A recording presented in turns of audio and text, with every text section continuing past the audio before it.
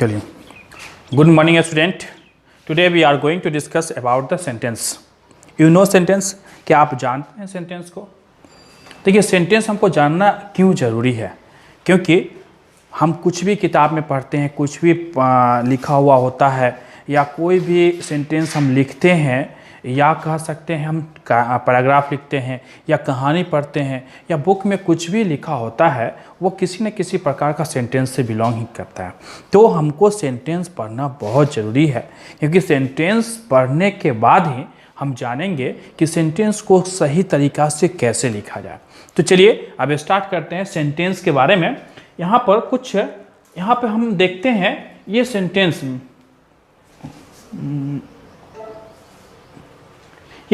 के बारे में देखते हैं। कुछ वाक्य यहाँ पे दिया हुआ है, कुछ वाक्य है। पहले हम इस वाक्य को हम देखते हैं।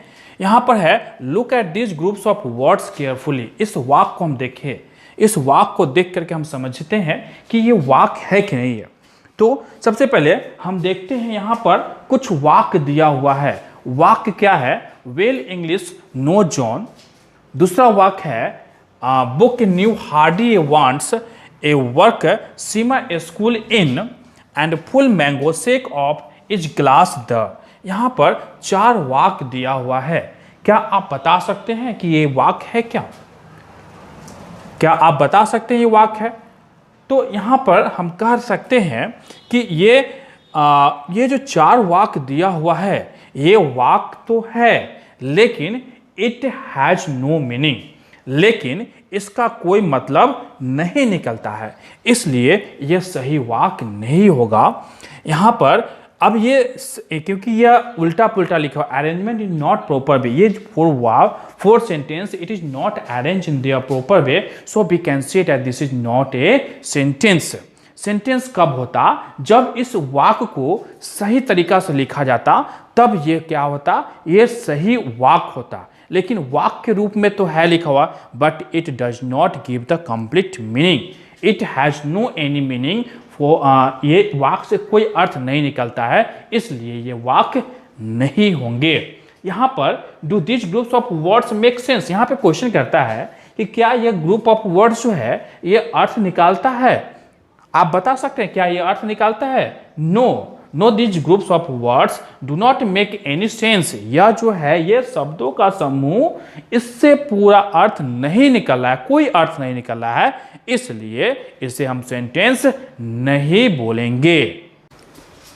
चलिए अब देखते हैं। इससे पहले हमने देखा कि जो कुछ वाक्य हमने दिया था वह क्या था? वह पूरा अर्थ उसका नहीं निकल रहा था। This is not arrange in the proper way and it has no any meaning, so this is not a sentence. But यहाँ पर हम देखेंगे यहाँ 4 वाक्य, उसी वाक्य को क्या किया गया है? सही तरीका से अरेंजमेंट किया गया। एक वर्ड्स यहाँ पर है जे, ये कैपिटल में नहीं लिखा हुआ है, ये आपका जे ऐसे होना चाहिए था। खैर रिटर्न में गलती हो गया, चलिए कोई बात नहीं है। तो John know English well, this is a sentence. क्यों सेंटेंस है? क्योंकि यह सही तरीका से अरेंजमेंट किया हुआ है। हार्डी वांट्स, इसका मतलब निकलता है कि जॉन जो है इंग्लिश बहुत अच्छी तरह से जानता है। दूसरा वाक्य है Hardy wants a new book, it also has the meaning. यह भी पूरा अर्थ निकल रहा है। इसका मतलब क्या है कि हार्डी एक किसी लड़का का नाम है, वह नया बुक चाहता है, नया बुक लेना चाहता है। तीसरा है सीमा वर्क्स इन ए स्कूल। सीमा जो है स्कूल में काम करती है। And the glass is full of mango shake. ये सब जो 4 सेंटेंस है, all has the meaningful sentence. ये चारों का अर्थ निकल रहा है। इट हैज मीनिंग, इसका क्या है? अर्थ है। सो दिस इज अ सेंटेंस। ये क्या है? आपका सेंटेंस कहलाएगा। क्यों? क्योंकि इसका पूरा अर्थ निकल रहा है। यहाँ पर अब कहता है डू दिस ग्रुप्स ऑफ, कुछ क्वेश्चन यहाँ पे है। क्वेश्चन क्या है? Do this groups of words make sense. क्या यह जो है सेंस अर्थ निकाल रहा है क्या? यस, हाँ। Now this groups of words make complete sense. यह जो है पूरा अर्थ निकाल रहा है। तो यहाँ पर डिफिनेशन क्लियर अब हो जाता है। क्या क्लियर होता है? ए ग्रुप ऑफ वर्ड्स, देखिए यहाँ पर a group of words, this one is words, this one is word, this and this. यहाँ 4 words combined in this sentence and it has the meaningful it has a meaning so this is a sentence. तो यहाँ पर definition clear हो जाता है, शब्दों का समूह, यहाँ पे क्या है, शब्द से है जिसका अर्थ निकल जाता है, दिस इज अ सेंटेंस। तो चलिए अब सेंटेंस को डिफिनेशन को बारीकी से पढ़ेंगे, क्योंकि जब आप इतना समझ में आ गया है तो सेंटेंस को भी अच्छी तरह से इसका डिफिनेशन पूरा क्लियर हो जाएगा। चलिए देखते हैं सेंटेंस का डिफिनेशन कैसे होता है। चलिए अब डिफिनेशन को देखते हैं कि शब्दों का समूह जिससे कि पूरा अर्थ निकल जाता है, यानी कि a group of words that's make complete meaning और complete sense is called sentence.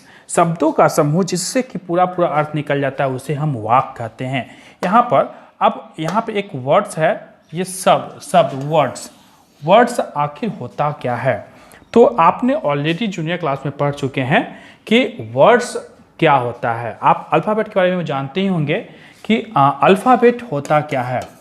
Alphabet क्या होता है, यानी कि इसमें 26 अक्षर होते हैं और इसी 26 अक्षर को हम क्या बोलते हैं, अल्फ़ाबेट बोलते हैं। यानी कि A to Z को हम अल्फ़ाबेट बोलते हैं और A से Z तक जो अक्षर होते हैं इसी को हम इधर उधर अरेंज करते हैं सही तरीक़ा से और जिसका अर्थ निकल जाता है वही वर्ड्स कहलाता है। जैसे हम लिखते हैं पटना, ये पटना लिखे तो इसका अर्थ क्या है, पटना शहर का नाम है। मान लीजिए कोई दूसरा वर्ड लेते हैं, जैसे मान लेते हैं हम लेते हैं बुक, BOOK, बुक का मतलब क्या होता है, किताब। इसका अर्थ निकल रहा है क्योंकि यहाँ पर B एक लेटर है, O और K, यहाँ पर 4 लेटर मिले हैं और इसका अर्थ निकल रहा है कि किताब, इसलिए ये क्या कहलाएंगे, शब्द कहलाएंगे, वर्ड्स कहलाएंगे। तो इसी वर्ड के समूह के जिससे कि पूरा अर्थ निकल जाता है उसे हम वाक्य कहते हैं। चलिए डिफिनेशन से समझते हैं, एग्जाम्पल समझते हैं कि देखिए कुछ एग्जाम्पल हम लिखते हैं। यहाँ पर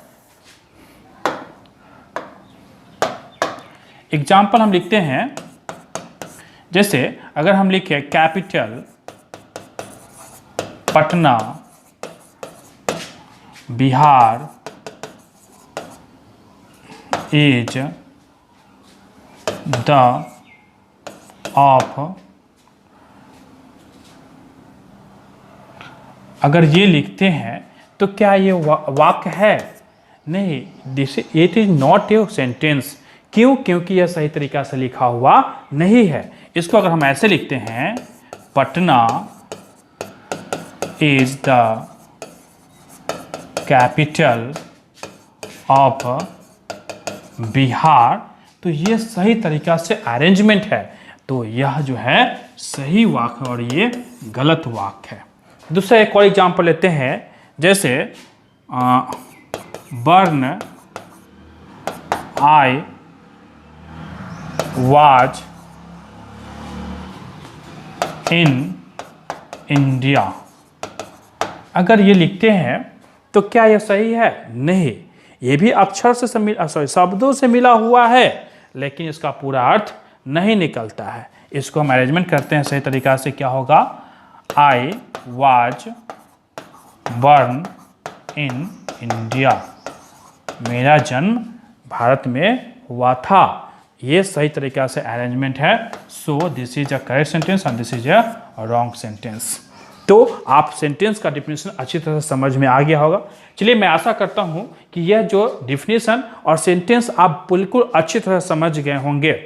और अगला जो टॉपिक है, ये सेंटेंस को लिखा कैसे जाए, अगले नेक्स्ट चैप्टर में, नेक्स्ट वीडियो में मैं आपको बताऊंगा कि सेंटेंस को कैसे लिखा जाए, how can be right a correct sentence. चलिए तो नेक्स्ट चैप्टर में इसको देखते हैं कि क्या सेंटेंस को लिखा